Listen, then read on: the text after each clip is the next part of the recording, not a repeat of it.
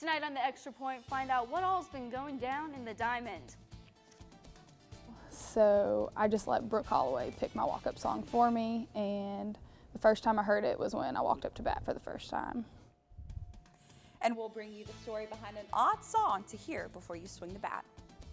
Then later we'll give you a competitive team on the Hill making a name for themselves against big power conferences.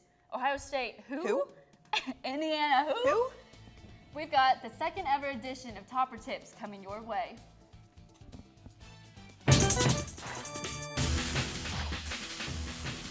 With all the action from around Warren County and your WKU Hilltoppers, this is the Extra Point.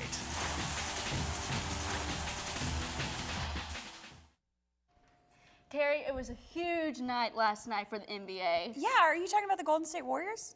Who? No, I'm talking about Kobe with the 60 points. Oh, please. He will have his time to shine later on in the show. Let's bring it back to Bowling Green. That's a great idea. I'm Katherine Gardner. And I'm Carrie Blanton. Let's get this show on the road. Well, for the past few weeks, we've brought to you breaking WKU basketball news. This week, while it's not breaking, we bring you football news. Tyler Higbee, ex-tight end for WKU, currently finds himself in possible serious legal trouble.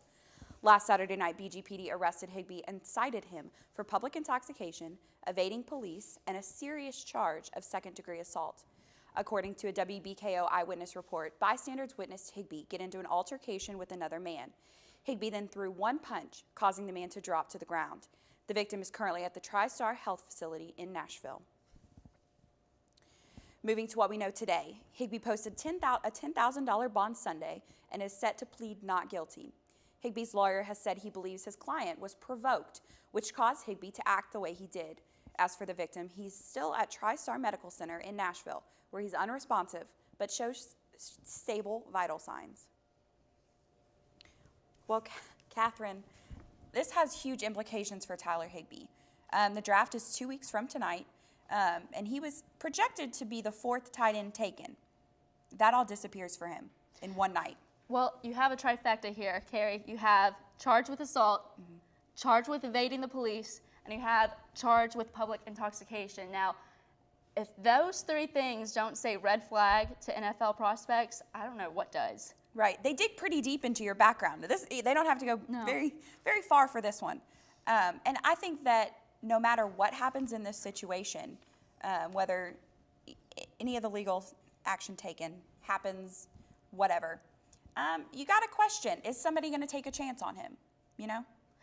You know, he was almost like a sure sign to go second or third round, but now it's like maybe he won't even get on a team for the NFL. Right. $1 million mistake in one night. Moving to the Diamond side of things, the baseball team headed up I-65 to battle against Louisville on Tuesday.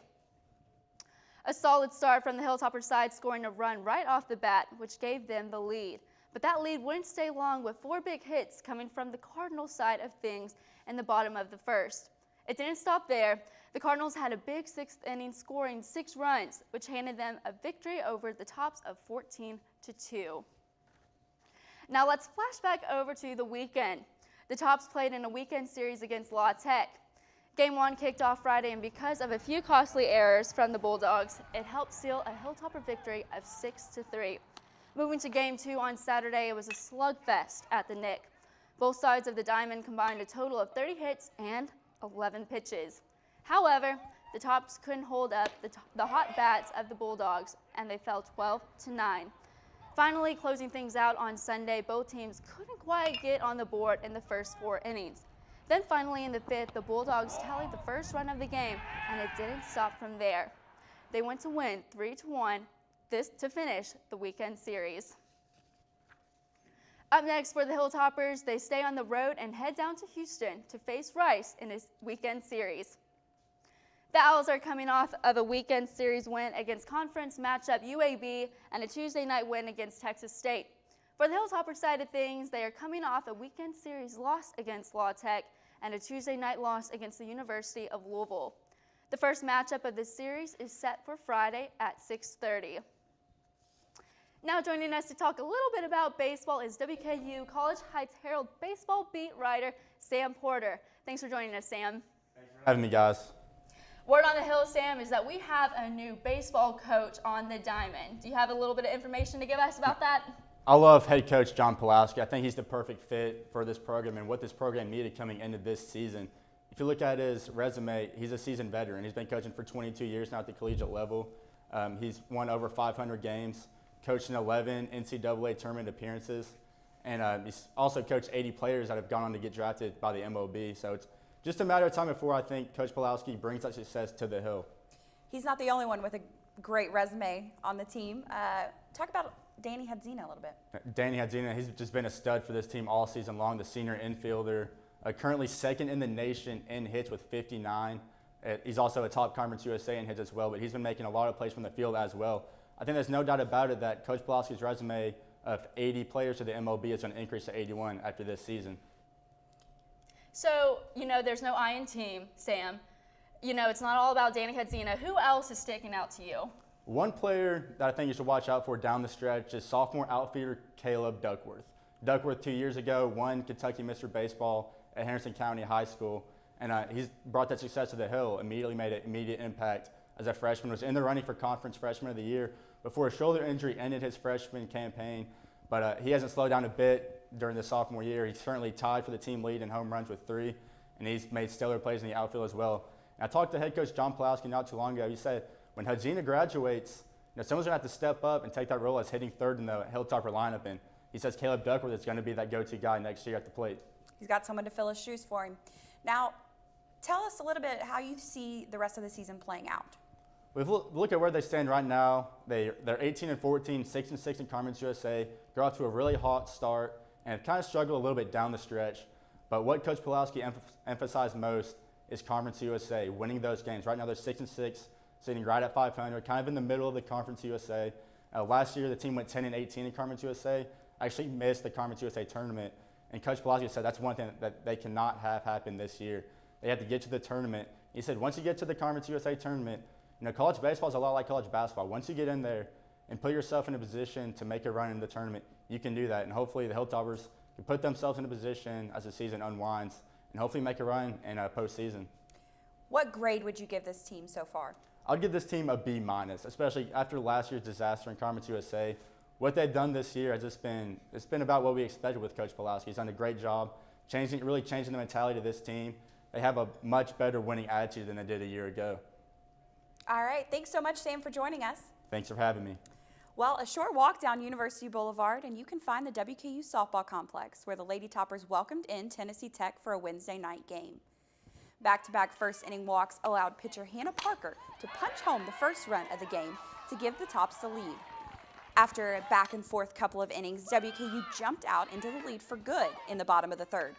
Hannah Parker drew a bases-loaded walk, and then Lexi Norfleet crushed a 2 RBI double to stretch the lead to 4-1. After the Tops tacked on another run, Tech tried to mount a comeback in the top of the 7th, closing the gap to 5-3. Before, you guessed it, Hannah Parker shut the Golden Eagles down to seal the 5-3 victory. A busy weekend prepped the ladies to take down the Golden Eagles when they hosted the 100 Miles of Hate with MTSU. Saturday was the Kelsey McGuffin Show. We'll get to her a little bit later. Game 1 of the doubleheader went to 1 extra inning, and the Blue Raiders stole Game 1, 4-3. Game 2 followed a similar tune, going into a pair of extra innings before Kelsey McGuffin said, "Enough of this," and she skied a walk-off home run for the win to set up a Sunday rubber. Sunday was another close one with the Tops jumping out early, 2-0, and despite the Blue Raiders taking a late lead, the Lady Tops pulled this one out 5-4 to clinch the series. Another CUSA series is on the docket for Coach Tudor and the team this weekend, but this time on the road in Charlotte. The Lady Tops sit at 6-6 in conference play and take on a Charlotte 49er team that sits at 5-7 in the conference. Charlotte got swept by a Florida International and lost a pair of conference matchups. Their lone conference series victory came this past weekend in a sweep of Marshall. The two teams will play a doubleheader on Saturday with a third game on Sunday afternoon. Started in high school and all the way to the major leagues, the boys and girls of the Diamond walk to their own beat. Extra Point reporter Tyler Poe takes you inside one of the wackier tunes to listen to when preparing to swing the bat. Whether it's softball or baseball Each player on the home team chooses a song that becomes their walk-up song. Possible choices include country, rap, or somewhere in between. Every player has a choice.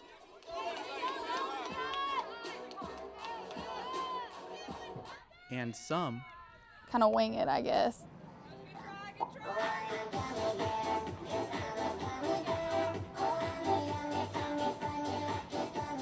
Now that's a legendary walk-up song.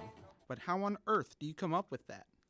I would like to say that I've got a great story for Gummy Bear, but unfortunately, I did not think I would hear the song very often, or I might not hear it at all. So I just let Brooke Holloway pick my walk-up song for me, and the first time I heard it was when I walked up to bat for the first time. Okay, so maybe that's not the best background story, but still.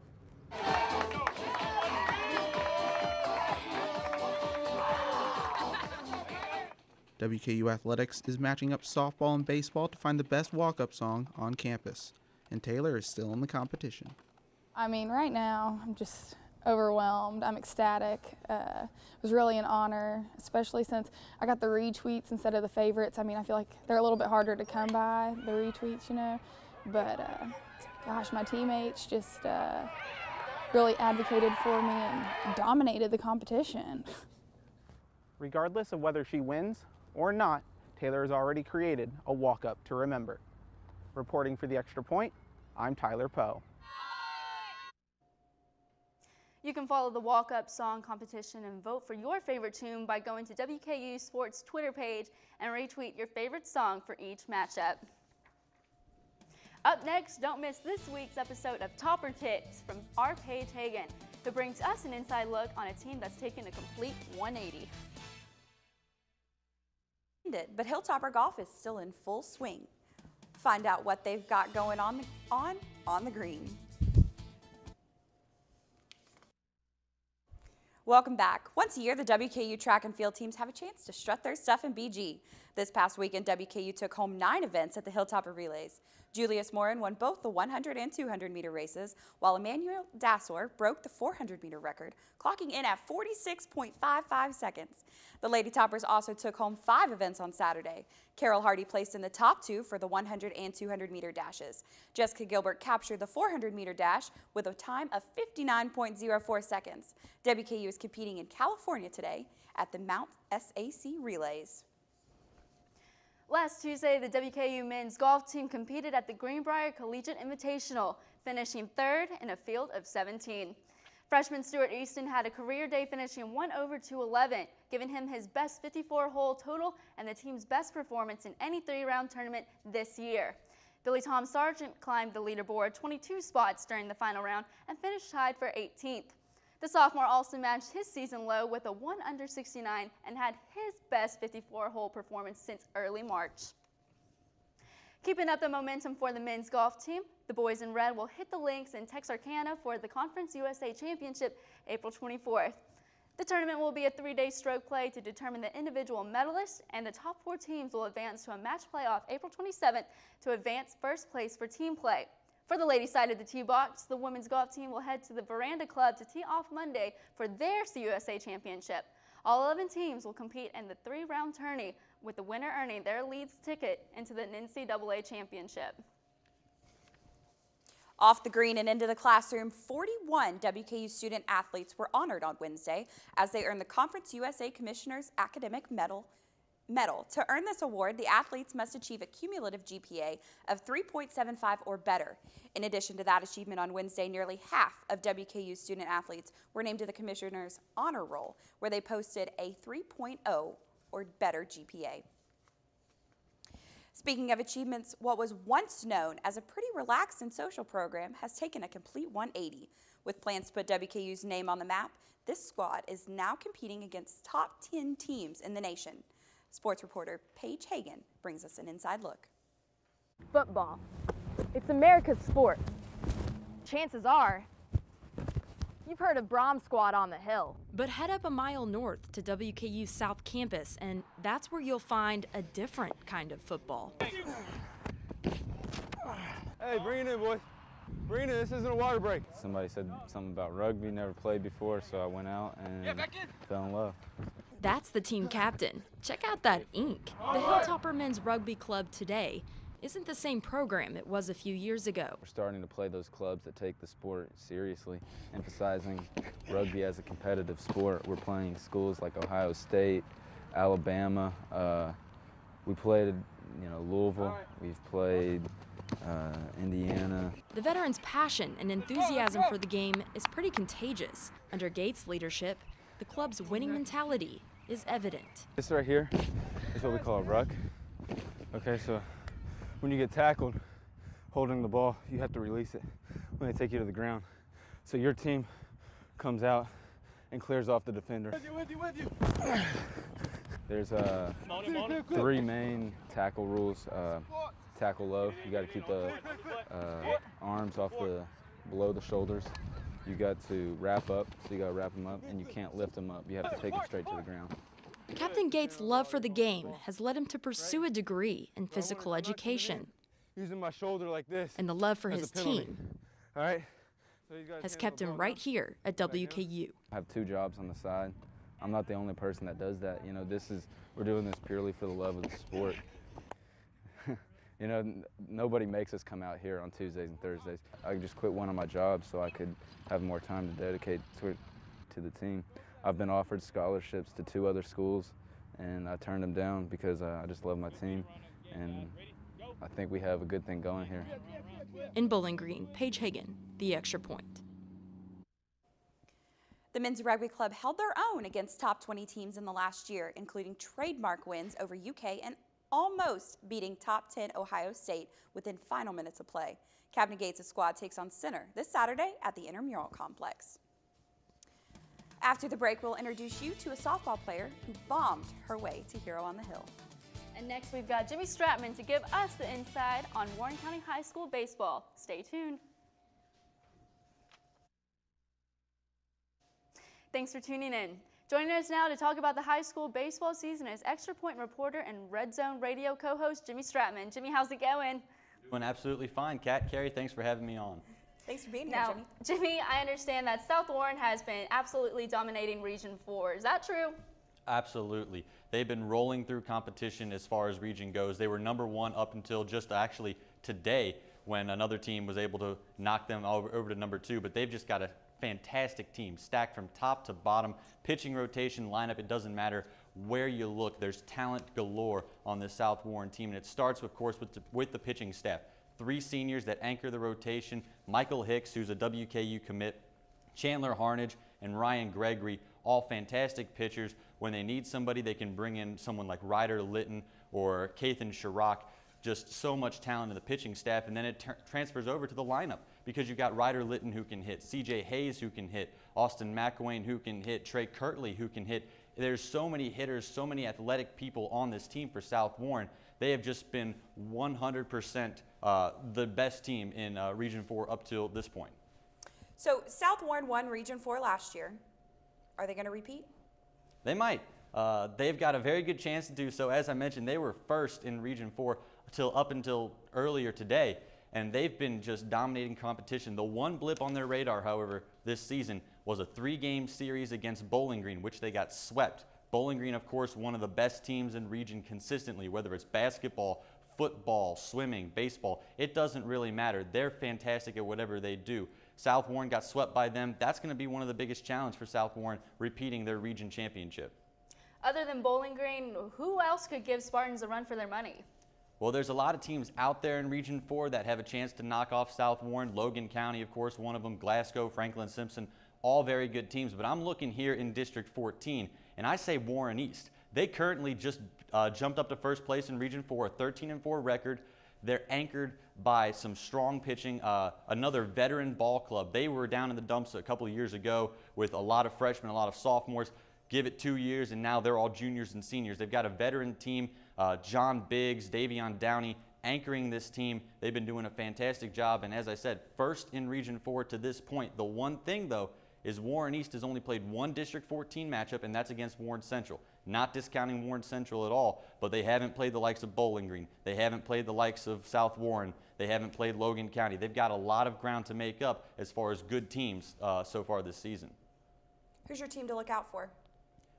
Well, as I said, Warren East is one of the best teams in region. I definitely would be looking out for them. They have a significant chance of going and doing something good in district and doing something good in region too. Thanks, Jimmy. Make sure to tune in to WKU Red Zone Wednesdays at 7 on Revolution 91.7. It's been an absolute pleasure, Jimmy. Usually we bring you guys a jaw dropper that drops our jaws for a good reason. This time, not so much. You can find your jaws in the water along with someone else's golf ball. And she spends most of her time protecting the wall, but Saturday, she sent a couple balls over the wall. Find out who earned the title of Hero on the Hill, coming up next. Welcome back. This week's Hero on the Hill really knocked it out of the park. When WKU welcomed in MTSU to the WKU softball complex, they knew they needed big plays from key players. Enter center fielder Kelsey McGuffin. The young freshman turned in her best doubleheader performance so far this year. She started the doubleheader by sending a ball into orbit for her third home run on the season. But that wasn't enough for her, as she notched 2 classic catches out next to the center field fence. And just when you thought she had shown her talent, Kelsey stepped up to the plate in the bottom of the 9th inning. 4 pitches later, she launched another absolute bomb of a home run to force a Sunday rubber match. So congratulations, Kelsey. What do you think about being named our Hero on the Hill? Carrie, are you ready for that jaw dropper I was telling you about earlier? I don't think I'm ready, Kat. Well, you know what? We don't have a choice. We're going to go right to Augusta National with Jordan Spieth on the 12th hole. Now, as you see, he's on the tee box about 155 yards out. The ball is in the air. Is it going to make it? Gary? No, it doesn't. Doesn't look like it. Doesn't look like it. Ends up right in Rays Creek. He's a little irritated, but we're going to the drop zone for a second shot. He hits it fat, decides to go swimming one more time. And of course, you know, the anger keeps building up, Carrie. He's just letting that lead just slip away. Drop zone again, finally makes it over Rays Creek, but decides, you know, no swimming, but beaching it is. So Jordan Spieth, you better bring that towel because it's going to get messy. He's walking over, chipped out, 1 putted to make a grand total of 7 strokes, AKA in the golf world, Carrie, a quadruple bogey. Wow. That made him slip from the 1st place to 2nd place, 3 strokes behind Danny Willett, and Danny Willett was the one to take home the green jacket that day. Well, as bad as that was, you know, he's a young guy. He won one last year. Yes. He's got a chance to get another green jacket. Yes, he's young. He's I see it actually in his 22. future. He's 22, so he'll have plenty of years to try to earn that 2nd green jacket. I see that in his future. Well, from the beginning of a career to the end of one, Kobe last night had his last game. I felt like it kind of overshadowed something else that happened in the NBA, which was what would that be? That would be the Golden State Warriors. They beat a pretty big record. They won 73 games in their season, which beat the Bulls. Beat the 96 Bulls of 72 games. And, you know, Kobe's had all season to do his farewell tour. Last night was the last game. Tickets were upwards of $1,000. But you didn't buy me a ticket? Kat, I'm not going to LA with you. Oh, well, you know, on that note, you know what? I think that's all the time we have for tonight. Thanks for joining us, for making things all things sports here on the Extra Point. And as always, it's up and it's good.